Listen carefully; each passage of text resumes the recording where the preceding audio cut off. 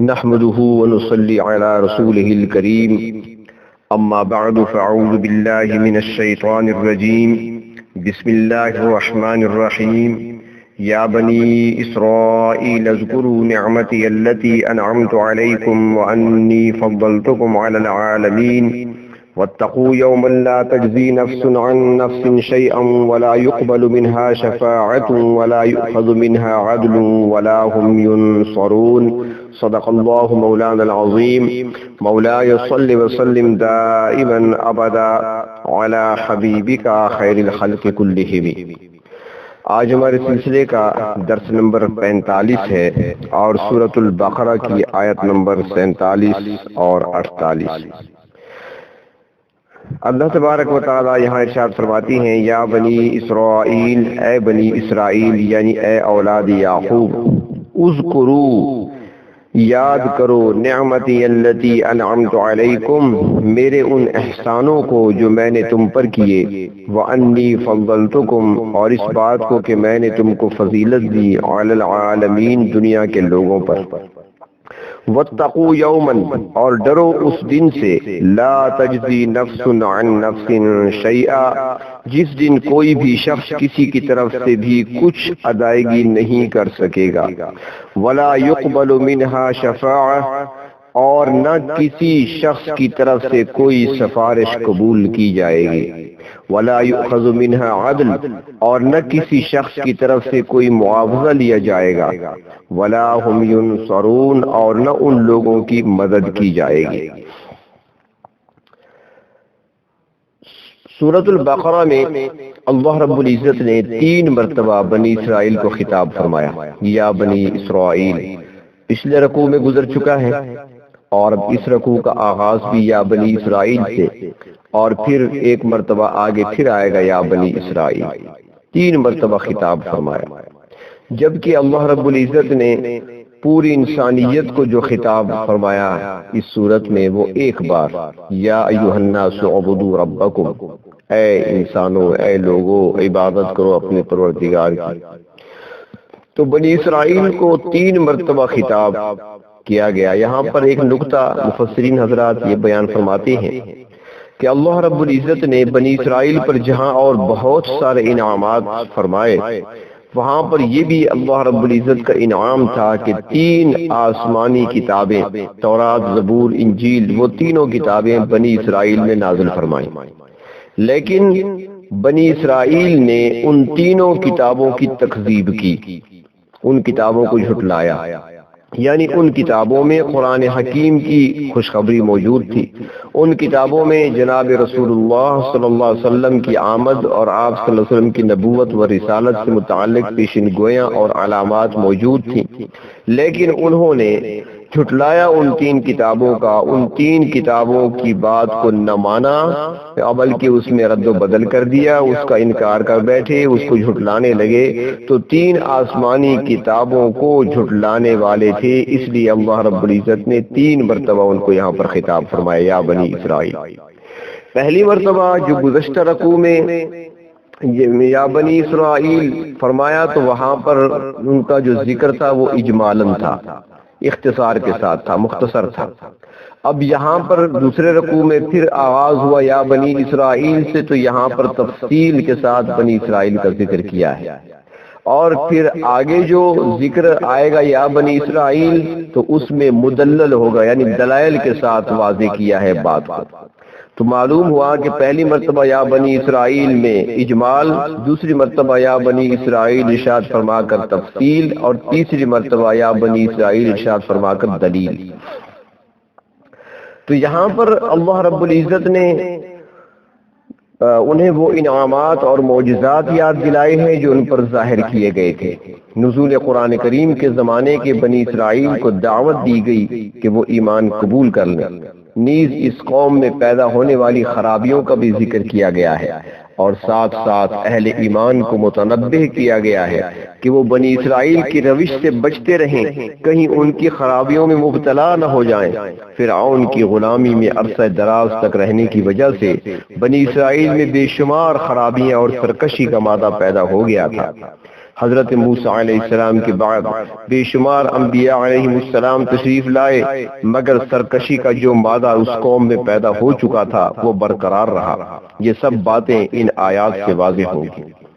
اسرائیل کا معنی اللہ کا بندہ، یہ حضرت یعقوب علیہ السلام کا لقب ہے۔ ارشاد ہوتا ہے یا بنی اسرائیل، اے فرزندان یعقوب، اس نعمت کو یاد کرو جو میں نے تم پر انعام کی۔ اللہ تعالیٰ کے انعامات میں بنی اسرائیل کی غلامی سے آزادی بحیثیت قوم، انہیں برتری دینا اور ان میں کثرت سے نبی بھیجنا وغیرہ شامل ہیں، یہ انعامات ہیں۔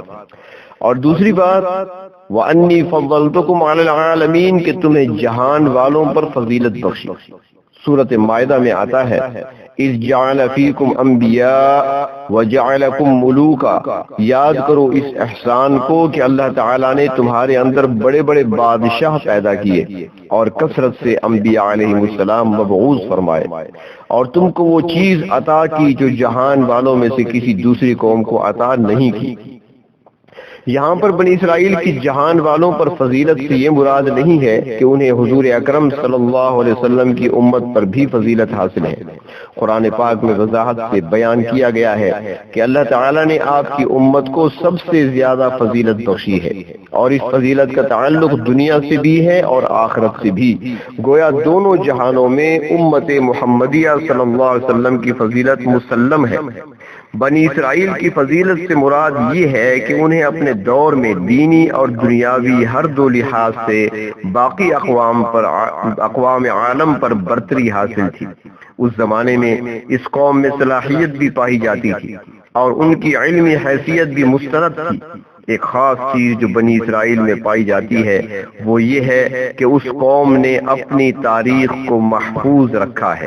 چنانچہ بائبل کا ایک بڑا حصہ تاریخ بنی اسرائیل پر مشتمل ہے، برخلاف اس کے ہندو قوم کو دیکھ لیا جائے کہ ہزاروں برس تک وہ قوم برسر اقتدار رہی، مگر سوائے چھوٹے چھوٹے قصے کہانیوں کے ان کی یعنی ہندوؤں کی کوئی تاریخ نہیں ہے، اور اپنی یہ خامی خود ہندو بھی تسلیم کرتے ہیں۔ تو گویا بنی اسرائیل کے دور میں جو دوسری اقوام موجود تھی ان میں سے کسی کی تاریخ بھی محفوظ نہیں ہے، بنی اسرائیل ہی ایک واحد قوم ہے جس کی تاریخ ملتی ہے۔ البتہ جب حضور خاتم النبیین صلی اللہ علیہ وسلم کی امت کا زمانہ آیا تو انہیں علمی لحاظ سے بھی برتری حاصل ہوئی اور انہوں نے اپنی تاریخ کو بھی محفوظ کیا۔ انہیں زمانے میں بڑا عروج حاصل ہوا، مگر جب یہ امت بھی زوال پذیر ہوئی تو اس کی حیثیت بھی دنیا کی دیگر زوال پذیر اقوام سے مختلف نہ رہی۔ موجودہ دور کے مسلمان کو اپنی تاریخ سے کوئی دلچسپی نہیں، وہ نہ اپنی تاریخ کی حفاظت کی کوشش کرتا ہے اور نہ اپنی کتاب کی تشریح اور تفسیر معلوم کرنے کی سعی کرتا ہے۔ مسلمانوں کے زمانے عروج کی تاریخ تو آج بھی موجود ہے۔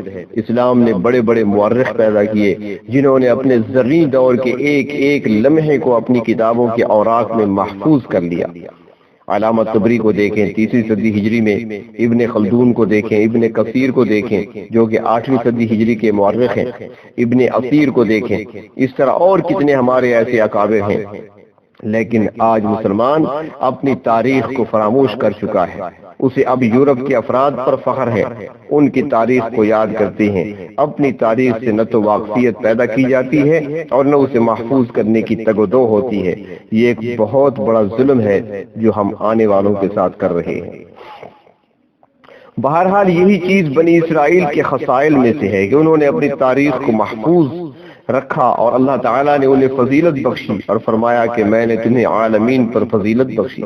یہ بات بھی یاد رہے کہ عالمین سے مراد اقوام عالم ہے اور اس سے صرف انسان مراد ہے، کیونکہ دنیا کی باقی اشیاء تو اللہ تعالیٰ نے انسان کی خدمت کے لیے پیدا فرمائی ہے، جیسے قرآن حکیم میں دوسرے مقام پہ آیا خلق لکم ما فی الارض جمیعا، جو کچھ زمین میں ہے وہ تمہارے لیے پیدا کیا ہے، لہذا برتری صرف انسان کو ہی حاصل ہے۔ چنانچہ بنی اسرائیل کو اپنے زمانہ میں اقوام عالم پر فضیلت حاصل تھی۔ یہ فضیلت مطلقاً ہر زمانے کے لیے نہیں تھی، بلکہ بخاری جلد اول اور مسلم جلد اول میں حدیث شریف موجود ہے۔ جناب رحمت کائنات صلی اللہ علیہ وسلم نے ارشاد فرمایا کہ میری امت سب امتوں سے بعد میں آنے والی ہے، مگر قیامت کے دن سب سے آگے ہوگی۔ ان کا حساب و کتاب بھی باقی امتوں سے پہلے ہوگا اور جنت میں بھی سب سے پہلے جائیں گے، انہیں باقی تمام امتوں پر برتری حاصل ہوگی۔ اللہ رب العزت نے بنی اسرائیل کو ان پر کیے گئے انعامات یاد دلانے کے بعد فرمایا وَاتَّقُوا يَوْمًا لَا تَجْزِي نَفْسٌ عَن نَفْسٍ شَيْئًا، اور اس دن سے ڈرو، اس دن سے ڈرو جس دن کوئی نفس نہ بچائے گا دوسرے نفس سے کچھ بھی۔ بہت ہی خوفناک اور خطرناک دن آنے والا ہے۔ ہر نفس کو، ہر انسان کو اپنے عقیدے اور عمل کے مطابق بھگتنا پڑے گا۔ یاد رکھو اس دن انسان کی برتری تقوی کے اعتبار سے ظاہر ہوگی۔ تقوی کی تشریح میں شیخ عبد القادر جیلانی رحمۃ اللہ علیہ نے یہ آیت پڑھی تھی، غنیت الطالبین میں دیکھا جا سکتا ہے۔ وہ فرماتے ہیں کہ آیت ان اللہ یأمر بالعدل والاحسان وایتاء ذی القربى وینہی عن الفحشاء والمنکر۔ فرمایا تقوی یہ ہے کہ انسان عدل و احسان کا دامن تھام لے، قرابت داروں کا حق ادا کرے اور فحش اور بے حیائی کی باتوں سے بچتا رہے۔ عقیدے اور عمل میں اپنوں اور بیگانوں سے عدل لازم ہے، اور احسان تو بڑی منزل ہے، حقوق کی ادائیگی اس سے بھی آگے ہے۔ یہ تمام چیزیں تقوی میں شامل ہیں۔ تو فرمایا وَلَا يُقْبَلُ مِنْهَا شَفَاعَةٌ، اور نہ اس نفس سے سفارش قبول کی جائے گی۔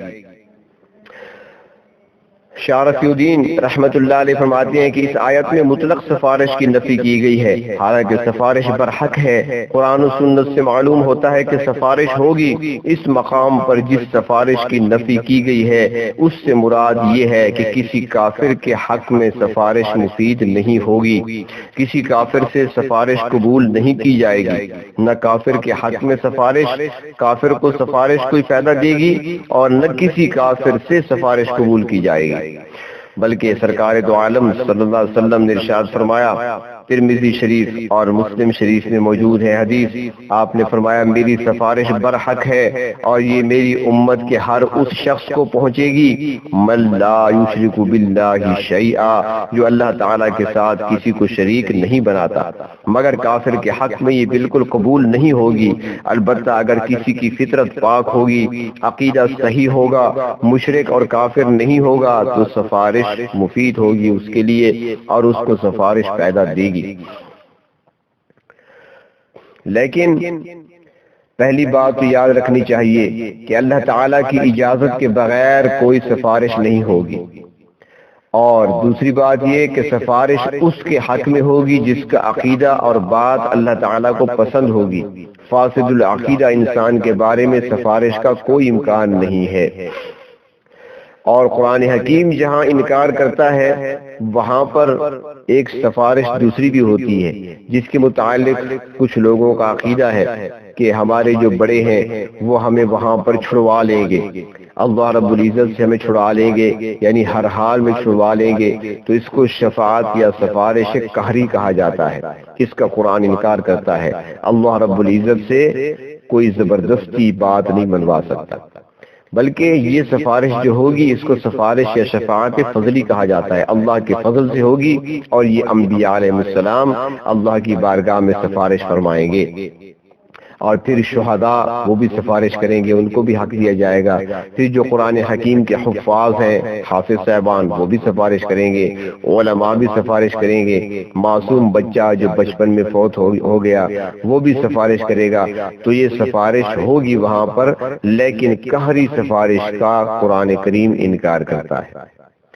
بلکہ وہاں پر تو ایک وقت ایسا بھی آئے گا جس وقت بالکل کوئی چیز مفید نہیں ہوگی، یعنی حشر کے دن بڑی بڑی منزلیں آئیں گی جب قہری تجلی زور سے نازل ہو رہی ہوگی تو انبیاء علیہ السلام بھی گھبرا جائیں گے۔ حدیث میں آتا ہے مسلم شریف جلد اول کی حدیث ہے کہ انبیاء علیہ السلام بھی نفسی نفسی پکاریں گے، اس موقع پر سفارش کہاں ہوگی؟